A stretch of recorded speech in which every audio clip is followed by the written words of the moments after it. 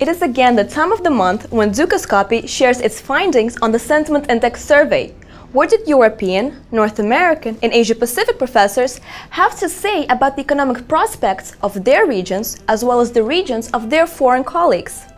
Dr. Jeff Cornwall from Belmont University is joining us online to explain how he views the findings of the poll. Professor, thank you for your participation. To kick off the discussion, the mood indicator summarizes how the economic expectations changed globally and per region. North American six-month economic outlook dropped by 0.05 to 0.66, while the three-year prospect fell to 0.71. Now, the reason why this evokes interest is that the US economic data was actually fairly positive in August. However, the US has been involved in a geopolitical conflict with Syria, which raises the question, Professor, can these geopolitical events have a more vital impact on the economic outlook than the actual figures? I think there's two things I would address with that question. First of all, yes, I do think it can have a significant effect. I think there's a lot of fear and concerns about the fragility of the economy.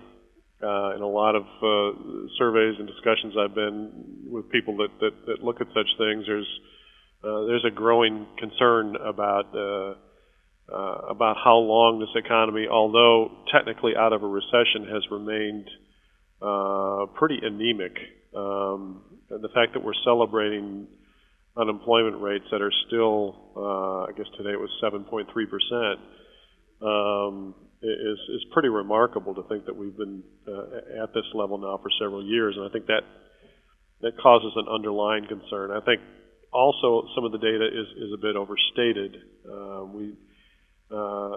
The actual unemployment rate in the States is actually probably double what the reported figure is, and we look at people who are underemployed and who've stopped looking for work.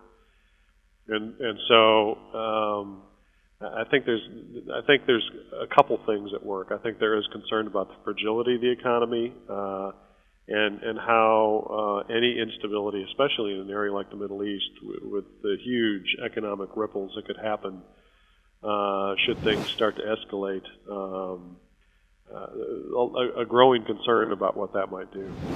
Moving forward to the economic development stage, 20 respondents claim that the European economy will be expanding 3 years from now. However, despite some of these signs of an economic recovery we have witnessed in the area, the IMF stated recently that Spanish unemployment will remain at 25% for 5 years. Considering that Spain is the fourth largest economy in the Eurozone and fifth in Europe, Professor, do you believe it can hinder the region's recovery? Absolutely, and I think not just Spain, but we look to Portugal, Italy, and Greece, and look at the cumulative size of those countries and the poor economic state that they're in, and the impact that could have on the EU is even more concerning.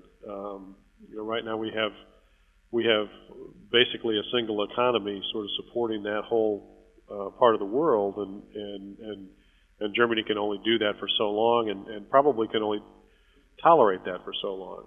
I just spent, and you have to look a little bit beyond that too. I spent the month of May in Eastern Europe, and there's a real concern in Eastern Europe.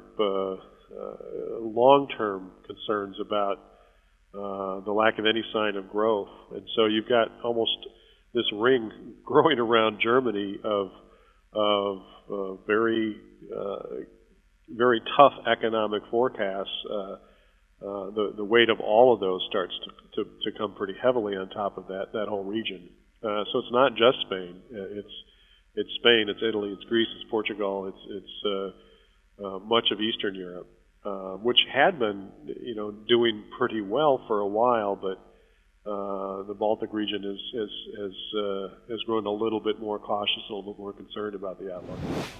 Finally, another part of the sentiment index that cannot be ignored is the change of the three-year economic sentiment index from April to August, which fell to its lowest level since October last year for Asia Pacific. It is worth noting that local respondents are more optimistic about their region's prospects compared to foreign experts by a difference of 0.13.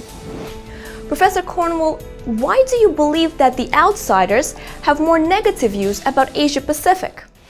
I think one of the concerns that I'm hearing is that a lot of what is positive news could be somewhat temporary, and because of the interconnectedness with much of the Asian economy with Europe and with North America, I think you're starting to see some halo effect of concerns in those economies kind of spilling over into Asia. So while there may be a perception that things are doing well in the short run, I think the outsiders, their growing concern about the global economic condition and its impact on Asia is probably what's skewing them to a lower number.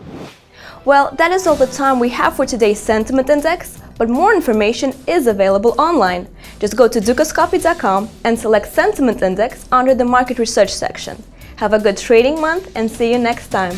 Goodbye.